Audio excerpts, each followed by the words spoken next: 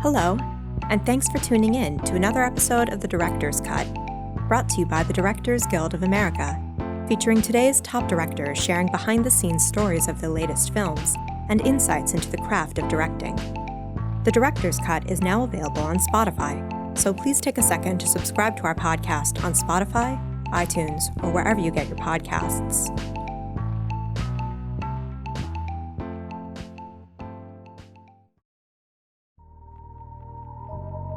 This episode takes us behind the scenes of director Adam Robitel's new thriller, Escape Room. Capturing the cultural zeitgeist of puzzle box escape rooms, the film follows a group of adventurous game players vying to win $10,000 by cracking a series of puzzles in a mysterious building. But what begins as seemingly innocent fun morphs into a living nightmare as they discover that each room is an elaborate trap in a sadistic contest of life or death. In addition to Escape Room, Mr. Robitel's directorial credits include the feature films Insidious: The Last Key and The Taking of Deborah Logan. Following a recent screening of the film at the DGA Theater in Los Angeles, Mr. Robitel spoke with director Christopher Landon about filming Escape Room. During their conversation, Mr. Robitel discusses taking on the project knowing nothing about escape rooms, why the billiards room was the toughest part of the film to shoot, and the careful planning required for properly integrating the puzzle of the room within the progress of the narrative.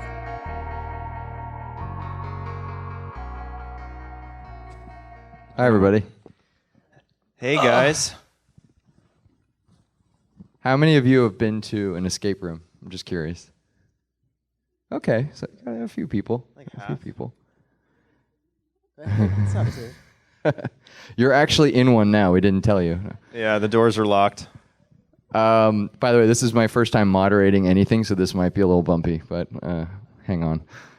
You're doing fine, bud. Thank you. So I think first question. You did a film called The Taking of Deborah Logan, which was a really scary found footage movie. So if anyone's into that stuff, it's a really cool movie.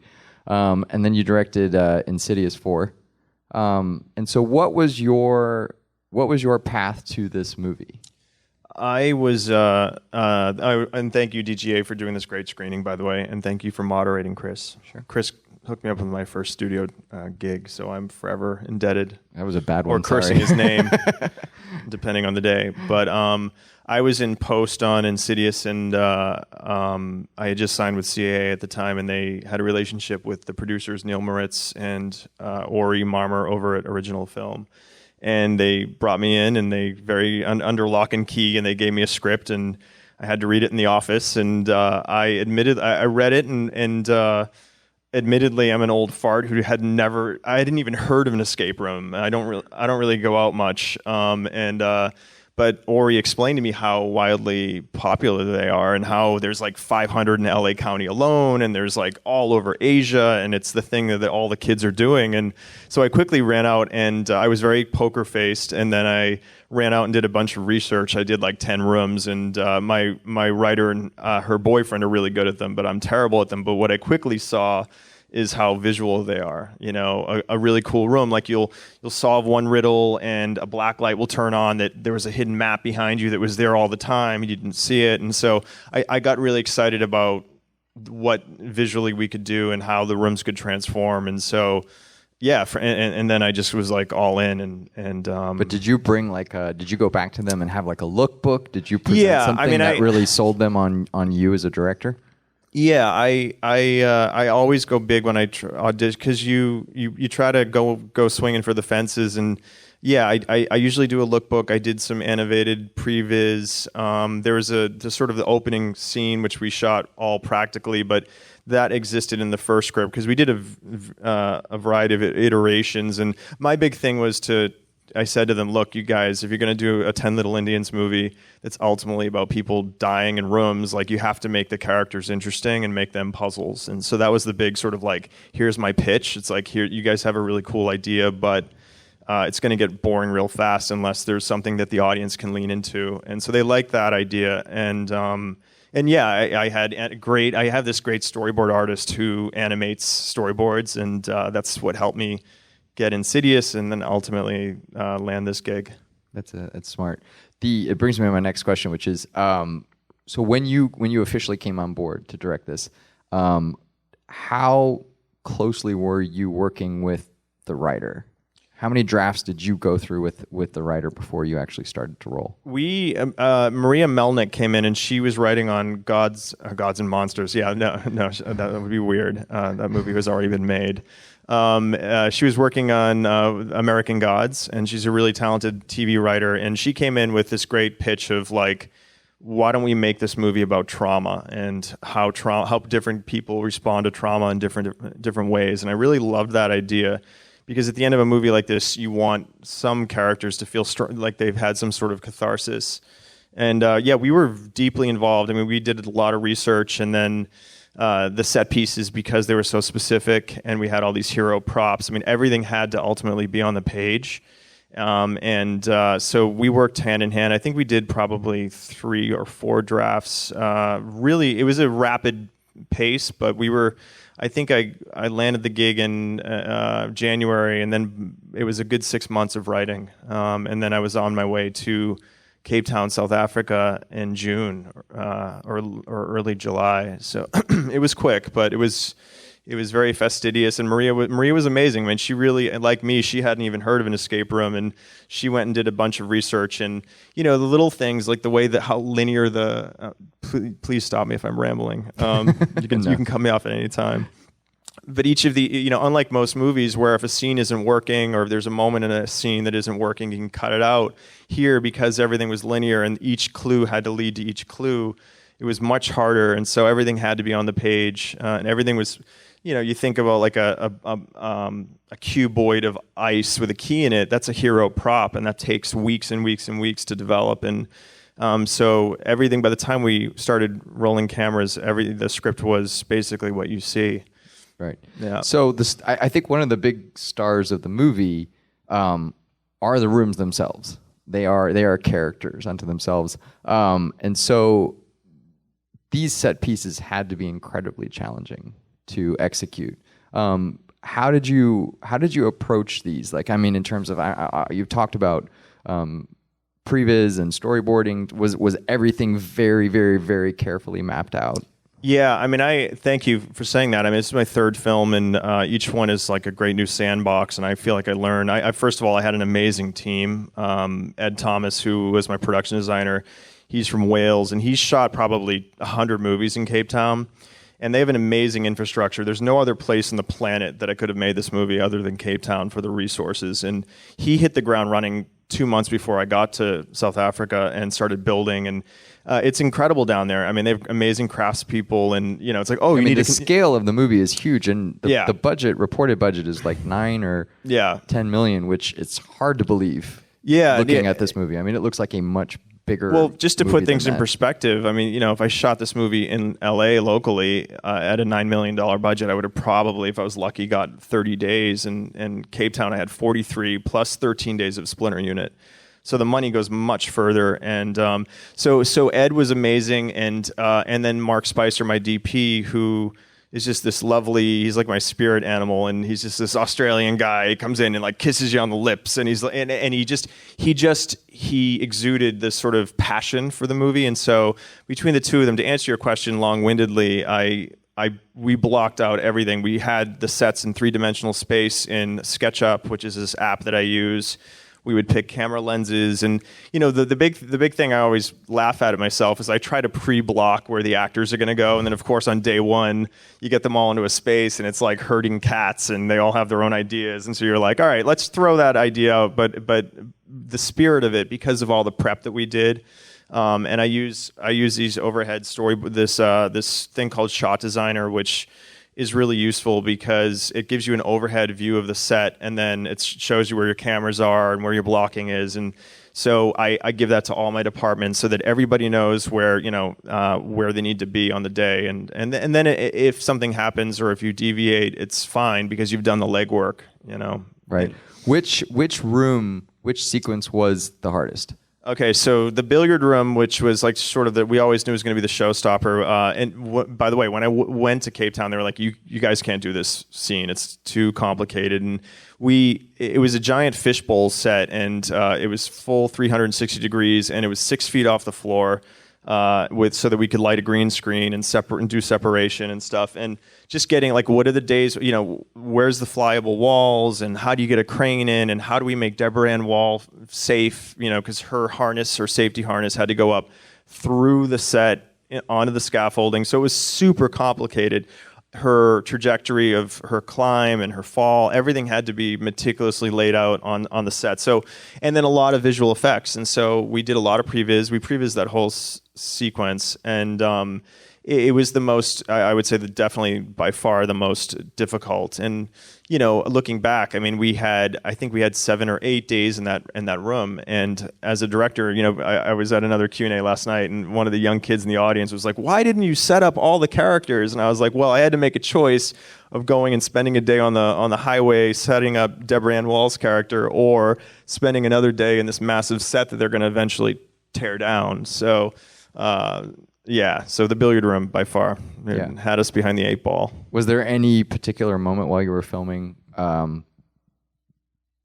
where something that you had planned, something that you had either boarded or sort of that you had set in mind, just wasn't clicking, wasn't working, and you had to figure out something else? Or was it all so carefully there was definitely one snafu where there's a shot in the movie where I thought, oh, okay, if the whole puzzle and the whole room is inverted and upside down, wouldn't it be cool if when we come around the corner and we find Deb and she opens the safety deposit box if the ball falls up into her hand? And we had this really great spanking new techno crane, and it didn't work, and it was 2 hours burning, and we were running out of time, and then they dusted off this ancient crane that had no business being on a set, let alone operating, and it finally worked. So, but other things like I had a crew member fall through a ceiling, and that terrified me, and I shut down production for a couple hours because safety is my number one concern, and so things like that. But for the most part, it was really, I was able to do everything that I tried to set out to do. I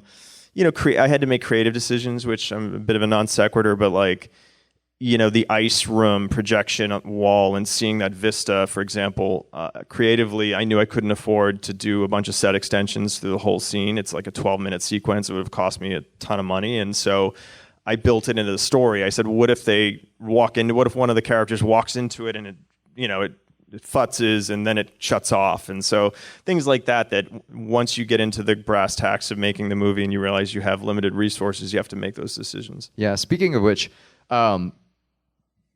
do you feel like this is the movie that you set out to make from start to finish? Often we get into these situations, these projects, and then you go and you test the movie, and it's typical that the ending changes. Yeah. I think that's kind of, especially I think in this particular genre. Yeah. So what was that process like for you? Yeah, the ending was always tough, and when you peel back the veil on a movie like this and you go, who's behind it and why, and I don't know that we stuck the land. And even now it's like, because we had initially the ending was Zoe goes back to, so she gets out and she gets gaslit as happens in the cut you saw.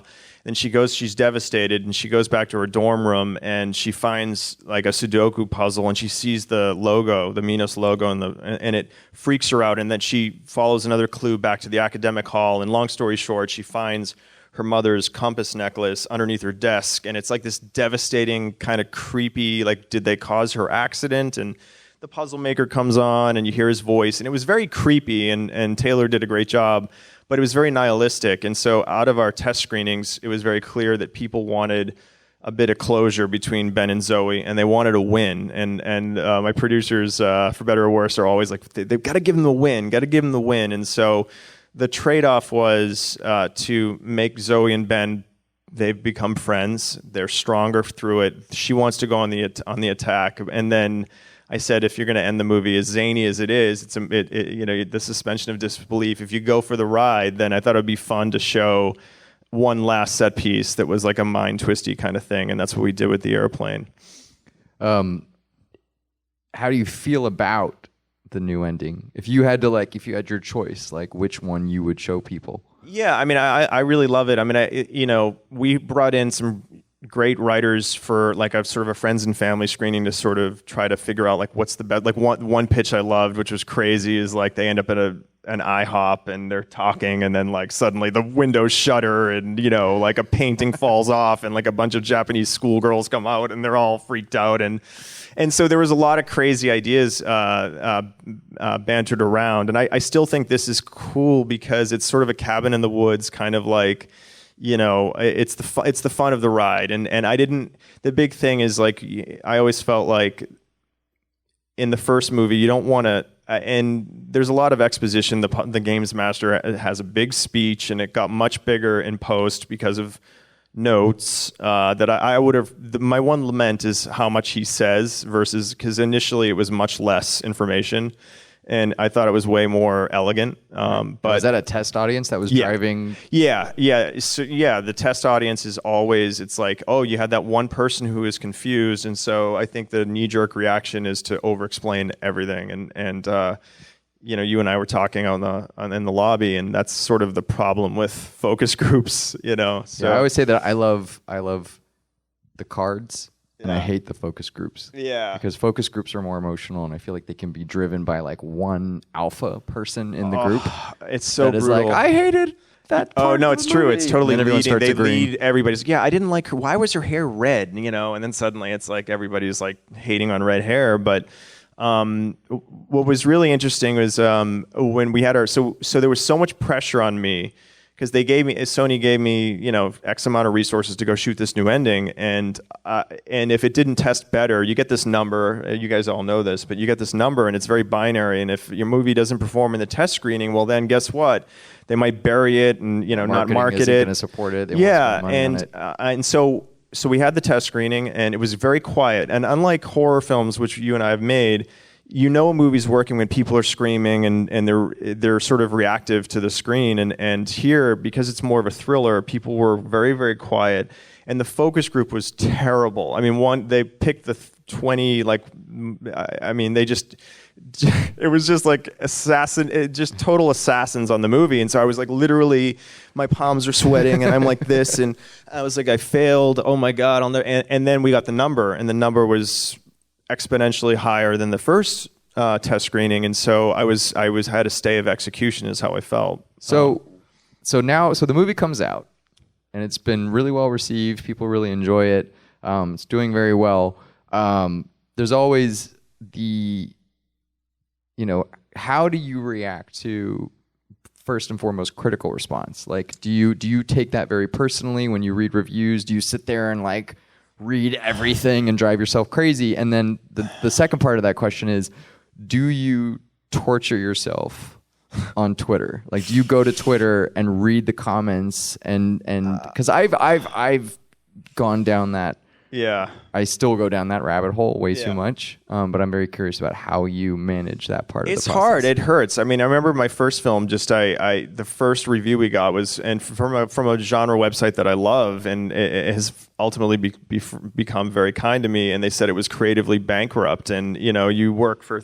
So with I think I've made peace with the fact that a movie like Escape Room, while it's not my opus, it was meant to be a ride. And so, when the first couple of critical reviews, look, I mean, it wasn't written for Owen Gleiberman. It's about a room of death rooms that kill people. Like it's, and so for me, I think, it does. What smarts the most, to be honest, is like those kids living in their mom's basements who write those missives on Twitter, and they tag you, and they're like, this is the worst waste of my 2 hours of my life, and a lot of them drop expletives, and and so you have to kind of get a thick skin. And for me, at the end of the day, I'm really proud of what we were able to pull off, knowing all the noise and how many voices and cooks in the kitchen there were. And but yeah, it does hurt a little bit. But I also don't believe the hype. Like when somebody says it was amazing, that goes in one ear and out the other, because I'm always thinking about like how I could have done something better. Yeah, is that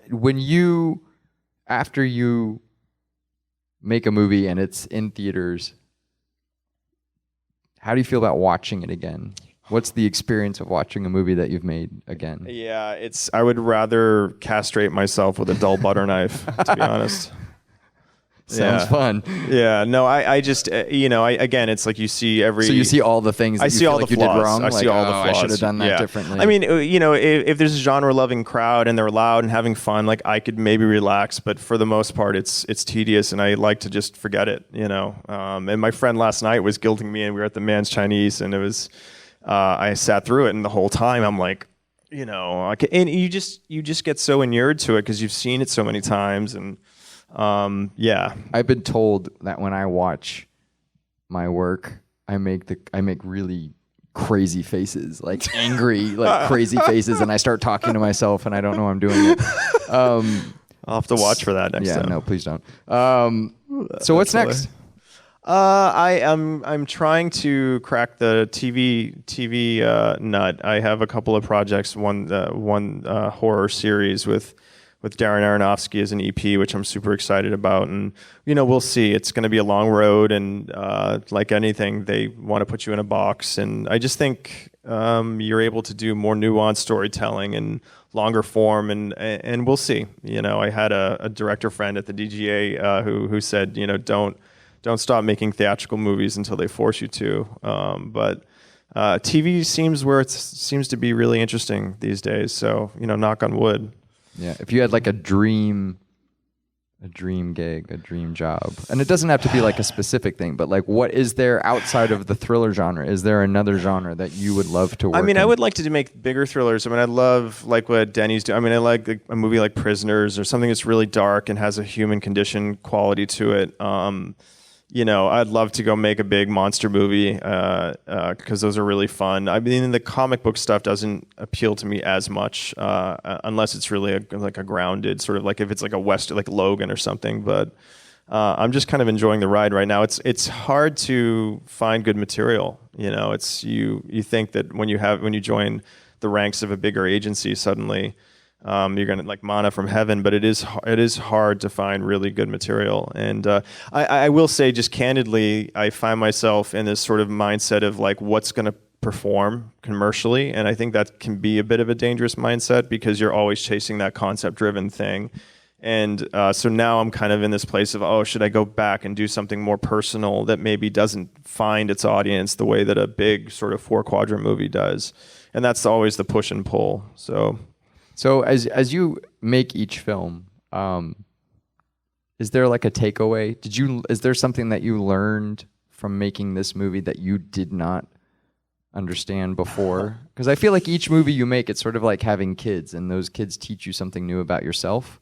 So I'm curious if there was anything that you discovered about yourself and the kind of filmmaker that you are, or that you want to be, from this particular movie? That's a great question. I did learn, the value of, I will say to all my future selves and directors out there, is to really vet your cast and, find out who has a good attitude and who doesn't. I'll just leave that there. And really call. It's not enough to email a director and say, hey, how was this person? It's like you should get them on the phone or take them to dinner and really ask them that question. But in terms of, I'm just thinking out loud here. I can't wait to talk to you after this now. Yeah. I want to know. No comment. No, it's just, for me, it's each one I always feel like I don't know what I'm doing, and maybe some of you feel that way right now, and for me, again, it goes back to the material, and I have written before, and it's I think it all starts with that. If it's not on the page, it's never going to get on the screen, and I just think that writers are not valued as much as they should be, and so for me, it's and I would have liked to have spent more time. There was a real time constraint here to go and make. There was an imperative to make the movie, and I want to get to a place where some of the bigger directors I know who can say, no, we're not ready yet. This needs, and even, the luxury of spending a year on something.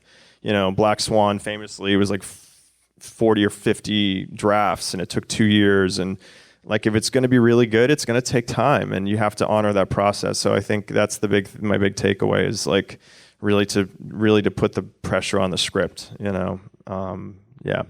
Cool.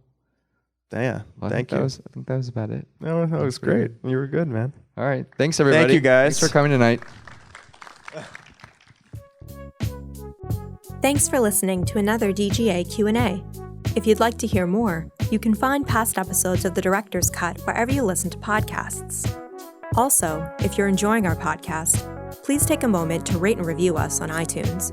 We'd love to hear your feedback, and you can help fellow cinephiles find the show. Thanks again for listening, and we'll see you next time. This podcast is produced by the Directors Guild of America. Music is by Dan Wally.